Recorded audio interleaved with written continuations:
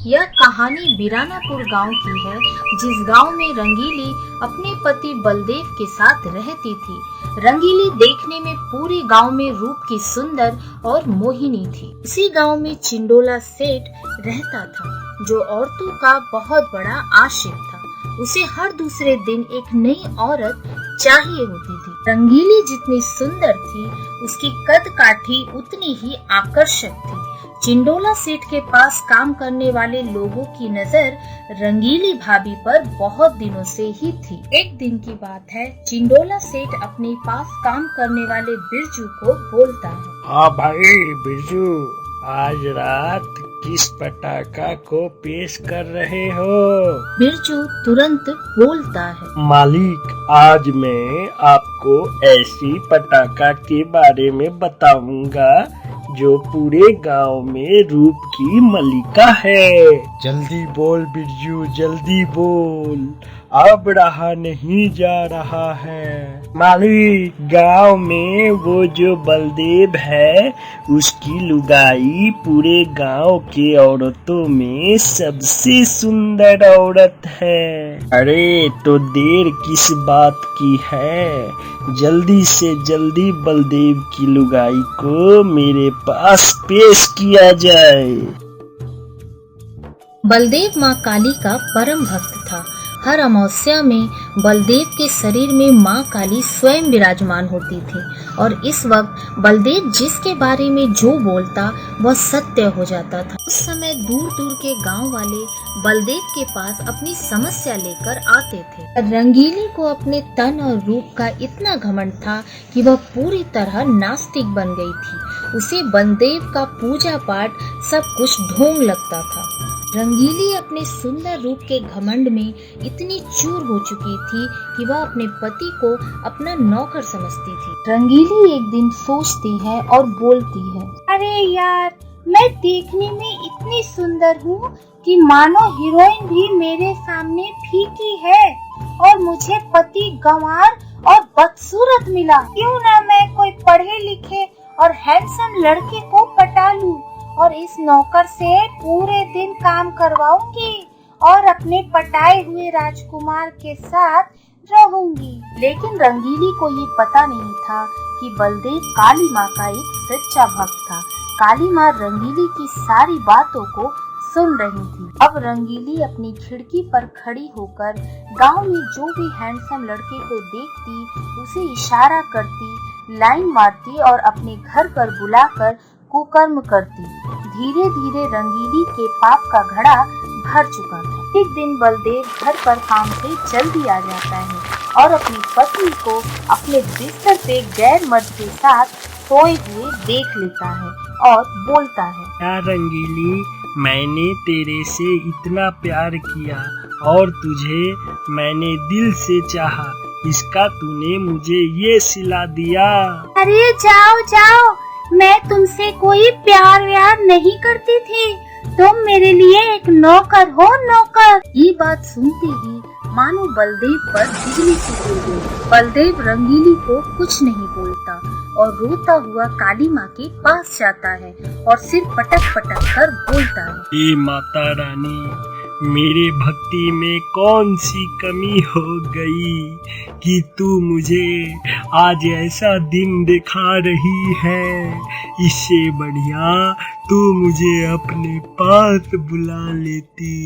ये सारी बात काली माँ सुन रही थी। उसी दिन जब रात में बलदेव सोया हुआ था, तभी एक आकर्षित रूपी उजाले के साथ बलदेव के सपने में काली माँ आती है और बोलती है, बेटा बलदेव, तू तनिक भी चिंता मत कर, तेरी माँ तेरे साथ है और तेरी पत्नी जो पाप कर रही है उसका दंड उसे अवश्य मिलेगा।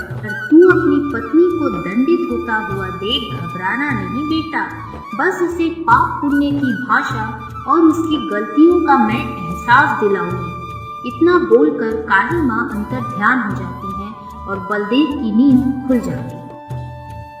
दूसरी तरफ चिंडोला बीमार था। जब डॉक्टर चिंडोला सेठ का चेकअप करते हैं, तब उसके रिपोर्ट में एड्स निकल जाता है।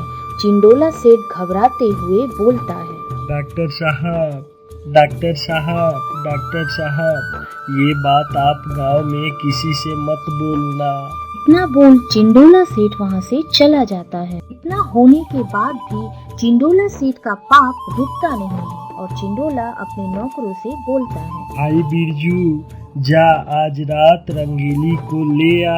जाता हूँ मालिक, जाता हूँ। बिरजू सेठ का प्रस्ताव लेकर रंगीली भाभी के पास जाता है और भाभी को बोलता है, भाभी, ओ भाभी।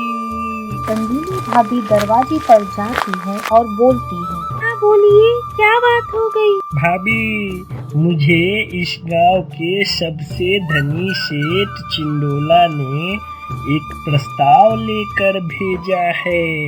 आइए, घर के अंदर आइए। बिरजू घर के अंदर आता है और बोलता है, भाभी, चिंडोला सेठ आपको आज रात अपने हवेली में बुलाए हैं। उसके बदले आपको वह इतना धनराशि देंगे कि इस पूरी गांव में इतना धन किसी के पास ना होगा। धन की बात सुनकर भाभी खुश तो हो जाती है, पर रूप के घमंड में भाभी बोलती है, सुनो, जाओ अपने सेठ को बोल दो, मैं इस गांव की सबसे सुंदर औरत हूँ। मैं उनकी हवेली में नहीं आऊंगी।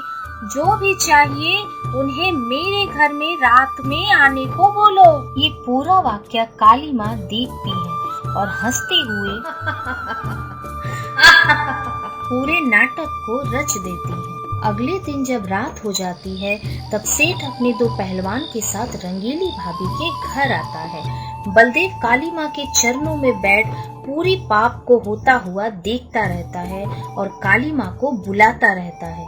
बलदेव की आंखों के सामने ही सेठ चिंडोला रंगीली के साथ पूरी रात बिताता है और बलदेव ये पूरी गंदी कृत अपनी आंखों के सामने होता हुआ देखता रहता है। उस दिन बीतने के साथ साथ रंगीली बहुत ही बीमार पड़ जाती है। रंगीली की सूरत बदसूरत हो जाती है। रंगीली के बाल झड़ जाते हैं। अब गांव के लोग रंगीली के पास आना तो दूर, रंगीली को देख अपना मुंह फेर कर चले जाते। ये सब काली माँ की महिमा थी। रंगीली अपने द्वारा किए गए पाप को सोचकर रोती रहती है। जब शाम में बलदेव काम से घर लौटता है तब रंगीली बलदेव के पाँव में गिर रोते रोते हाथ जोड़कर माफी मांगती है। तब बलदेव बोलता है, मत रो रंगीली, ये सब काली माँ का महिमा है। इतना बोलकर बलदेव रंगीली को पकड़कर उठाता है और बोलता है, कल ही हम एक अच्छे डॉक्टर के पास चलेंगे। अगले दिन सुबह रंगीली और बलदेव डॉक्टर के पास जाते हैं। डॉक्टर रंगीली का चेकअप करते हैं। चेकअप करने के बाद डॉक्टर रिपोर्ट जब बलदेव को देते हैं तब रिपोर्ट देखकर बलदेव की आंखें लाल हो जाती है और बलदेव रोने लगता है क्योंकि रिपोर्ट में रंगीली को एड्स निकला था। ये बात सुनते ही मानो रंगीली पर बिजली सी गिर गई। दोनों डॉक्टर के पास से घर लौट आते हैं और रंगीली काली माँ के मंदिर पर सिर पटक पटक कर रोती है और बोलती है, माँ, मैं अपने रूप और बदन की सुंदरता में इतनी लीन हो गई थी कि मुझे अच्छे बुरे का ज्ञान ही नहीं रहा।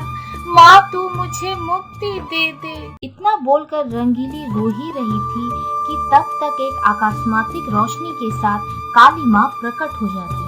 बलदेव और पत्नी रंगीली हाथ जोड़कर खड़े रहते हैं। तभी माँ काली बोलती है, सुन रंगीली, ये सारा खेल मेरा ही था, तुझे पाप पुण्य का सबक सिखाने के लिए।